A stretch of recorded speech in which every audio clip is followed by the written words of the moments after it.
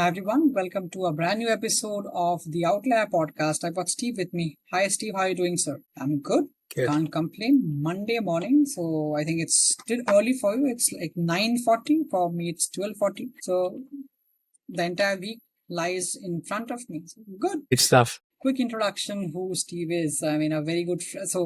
I know Steve for more than over a month, but somehow we just became friends because both of us like Manchester United. Not like, both of us support Manchester United. That's the first conversation we had, and we clicked. That was the first thing. Second, uh, he has a very unique, diverse background like mine, right? So he spent around 2.5 decades in marketing, starting with food and beverage for some time, then moving to working with Visa, finally to bank, Varo, and now with Redwood Credit Union. So essentially, Steve is the Chief Marketing Officer of Redwood Credit Union based in the Bay Area. Steve, I don't know if I've done justice to your introduction, so if you want, please feel free to add. We definitely share the pleasure and more pain of Manchester United, but thanks for having me here. Yeah, no, like I certainly look back on a career to date, and it's definitely been somewhat diverse. Grew up in the UK and in Scotland, and started my career in sales in Kellogg's, and then worked in consultancy for a while, and then really shifting into marketing, and that's really been my kind of place and love over the last 25 years.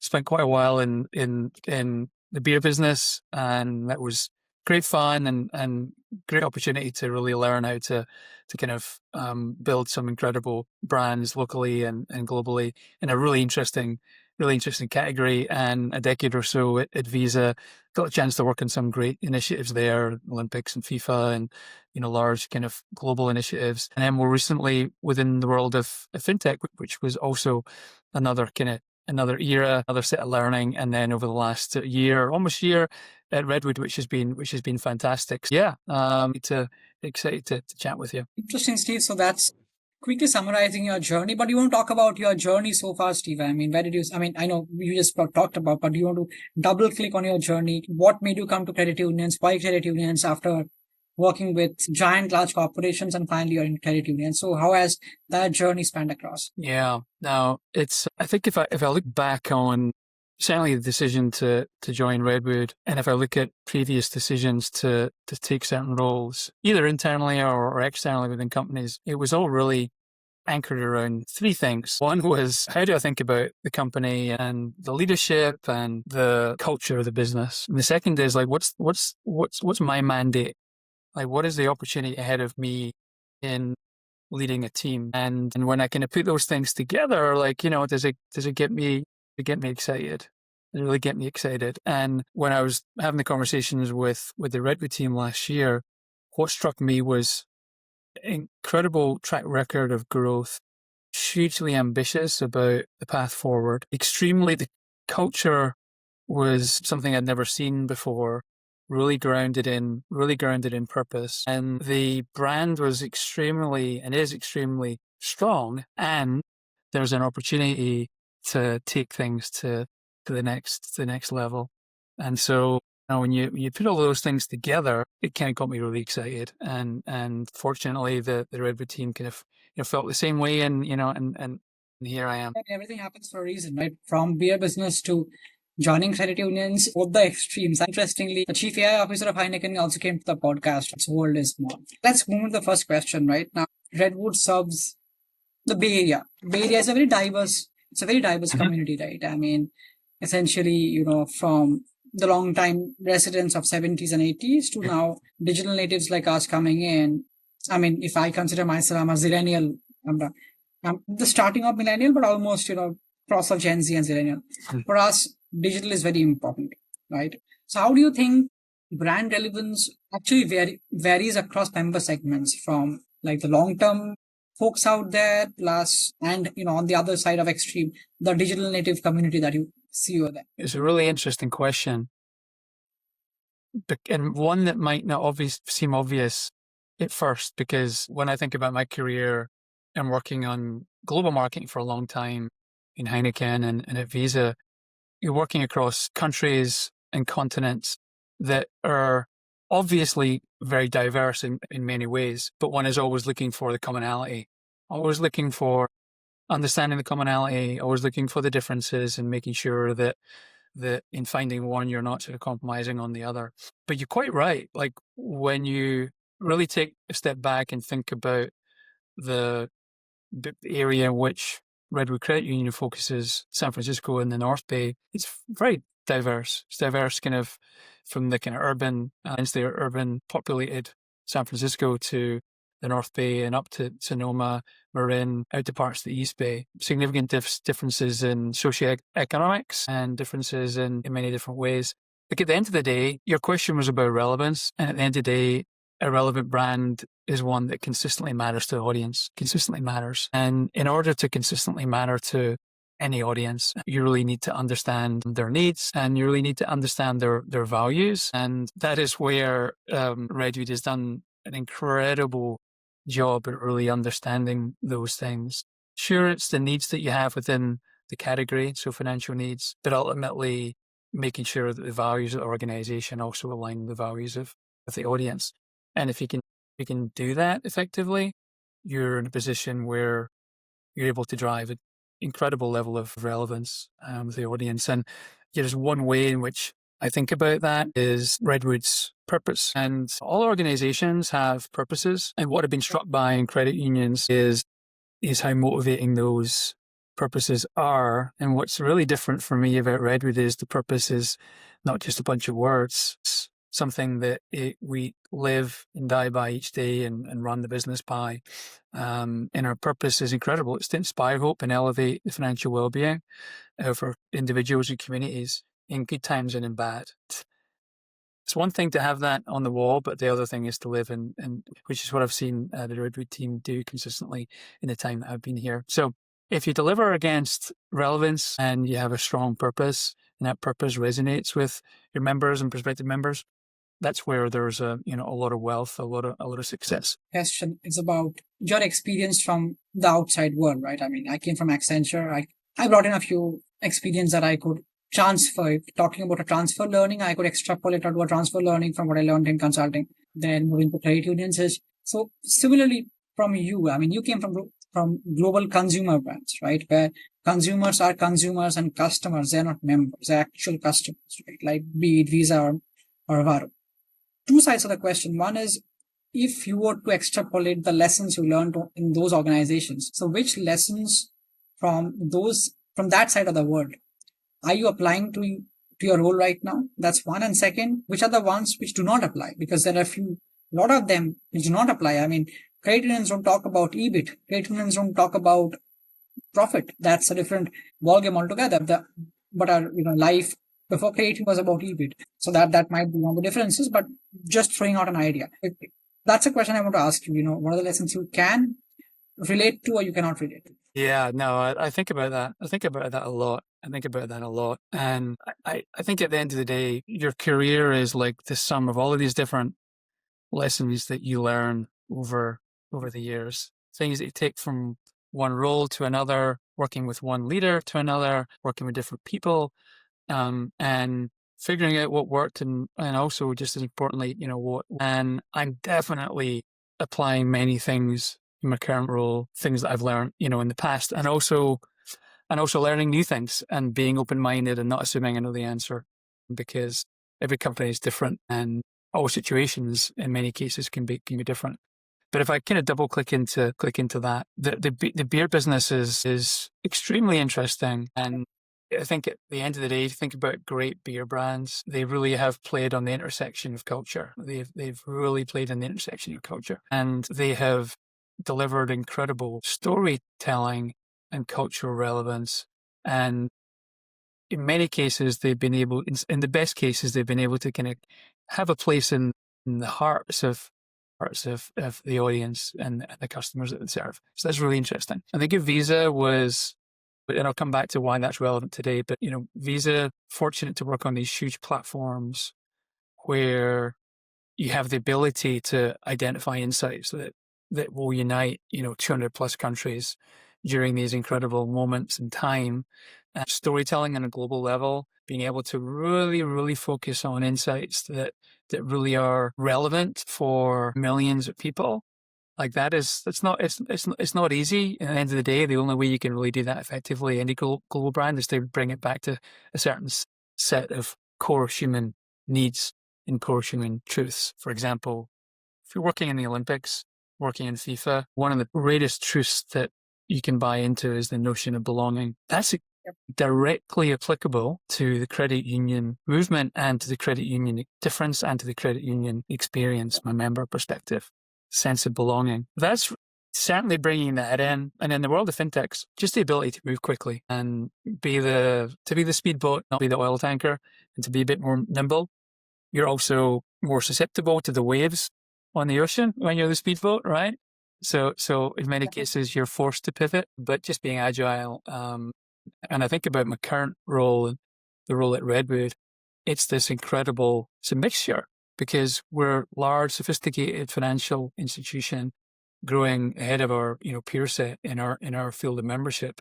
So we're not small. However, we also are agile and move quickly. The piece that's really interesting to me, and you inferred it, Anurag, is we are so thoughtful about investment because we're investing our members' money, and we're extremely sophisticated organization, very successful. The financials are great because we have a CEO that's overseen this business for 23 years and knows how to build a successful business. So we're really, really thoughtful about investing and making sure that we can demonstrate the success and efficacy before we, ramp up investment. So definitely learning from the past.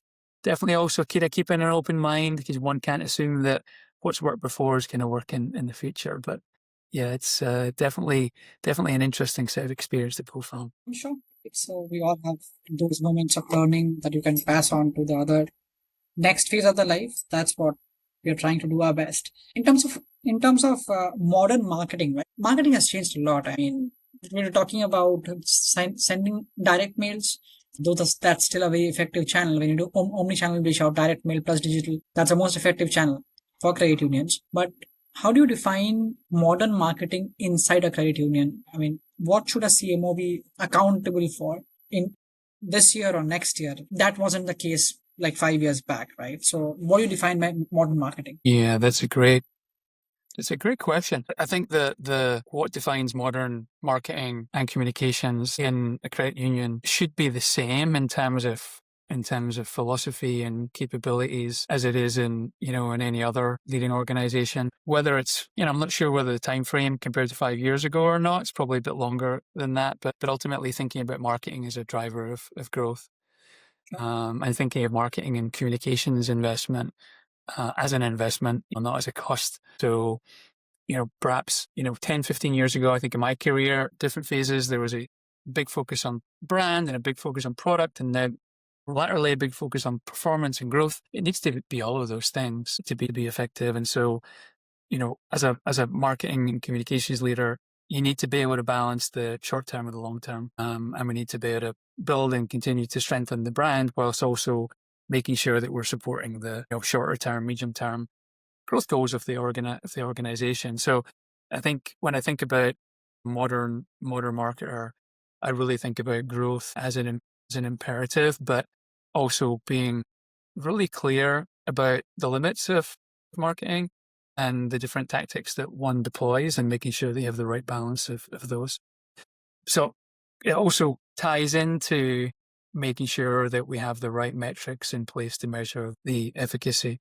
And of course, with our performance metrics, we're looking for correlated relationship between investment and return. When it comes to most brand pieces, it's more causal, and we're looking at metrics, but we're looking at more of a medium, longer term upper funnel effect. Really, really, really, really important. But we shouldn't be measuring success of that in the short term. So, yeah, any modern marketer, communicator have to think about growth. We have to think about lifetime value. You have to think about cost per acquisition per member. We have to think about profitability per channel, but we have to be able to think about all of those different toolbox in our flywheel growth flywheel. I guess the other piece to call out is the importance of the member experience. and the role of data.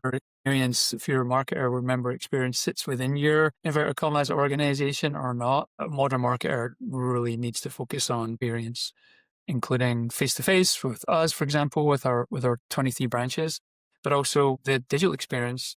Large majority of members want to transact through mobile and desktop, and making sure that that is a seamless, simple, rewarding experience is really important, because at the end of the day, marketing can't really build trust. It's really hard for marketing to build trust.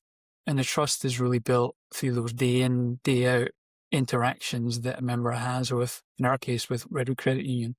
And so it's very easy to get those things wrong. And fortunately, we're so fortunate at Redwood, we have incredible focus on member service and a CEO that is focused on member service every single day. Incredible NPS scores. And as a result of that, we have a set of consumers that are extremely loyal to us. When I took the role, I knew I just want as one story. And when I was looking at I was trying to figure out the brand, and I went onto the social media, look at the comments from Redwood's social media comments, and they were all positive. I'd never been in a situation which were positive, and I really was wondering whether these were bots, but no, they were real. And this is as a result of members saying, "Oh, I love Redwood Credit Union," but again, the purpose, to be there in good times and bad, and people would provide anecdotes. Members would provide comments and provide examples of why they love Redwood. And so there's an example of getting the total member experience right. And it doesn't have to make your job as a marketer a lot easier. When you're in the other situation where you have a negative perception, typically social media, get deluged by negative comments. Yeah, but there's a few things. I think modern marketer, you got to think about growth, you got to think about analytics, think about short, medium, long term, and think about the overall experience that you're delivering day in, day out as an organization. Encapsulates the vision that you talked about, right? Now, obviously, Redwood is known for its very strong community roots, right? So, how do you balance the hyper-local brand equity with the push towards digital, more personalized, and I would say, for the lack of better words, AI-powered engagement nowadays? Because keeping a balance of both of them for a credit union is very important.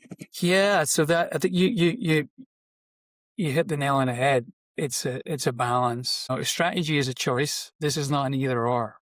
If we're delivering on our purpose, support individuals and communities in good times and bad, that's a foundational part of our brand promise. Brand promise is we love to help you succeed.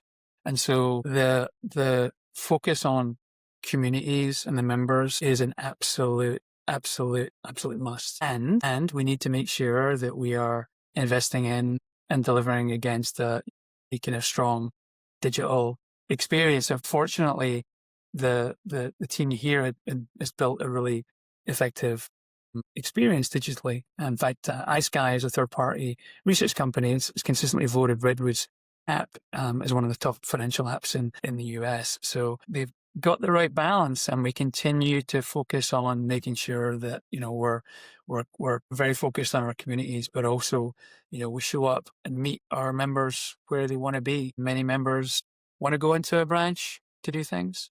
Many members want to be able to do all of their financial transactions, manage their money through the app and digitally. So we do both across all of our communities. Something which credit unions need to still maintain a balance. I mean, yes, you have Chime on the other side, but still you have duties that you have with your members. You cannot be a Chime in a day. I hate to say that, but that's reality. Yeah, look at it.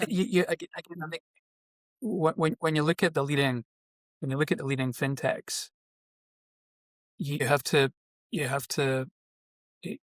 learn from leading fintechs. They do some things. They do some things really, really well.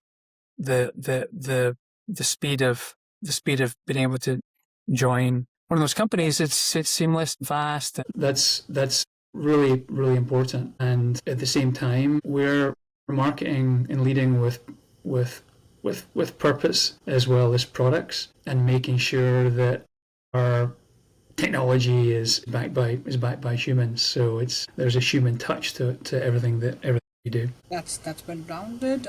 Now, in terms of acquisition, right? So, I mean, it's not me who was talking about, but these are actual numbers, right? That digital acquisition in credit unions still do lag behind other industries, right? I mean, let me give you a number I read literally yesterday. There's a number, I mean, I was talking to Sumit Grover. I mean, I didn't introduce to Sumit yet. Sumit is CMO of UFC XCT Bank, very sharp. Sumit told me a number today morning. I was surprised. Cost per acquisition for Chime. Okay, by the way, first thing, Chime had, I think, 11% or 12% of new checking accounts accounted for this year. Vis-a-vis, Chase had 9% with 6,000 branches. Think how it is changing. Cost of acquisition for Chime was north of $100. That for a large bank, it's $600 to $700. For a credit union, it varies, right? From 250 to 700. It varies. Now, digital acquisition is something which we are still, for the lack of better words, learning, because obviously we don't have a $15 billion technology budget that a Chase has every year. Like, I mean, if you talk about Jamie Dimon talks about a $15 billion budget. We don't have that. I mean, our asset sizes are lesser than their budgets, for the lack of better words, right?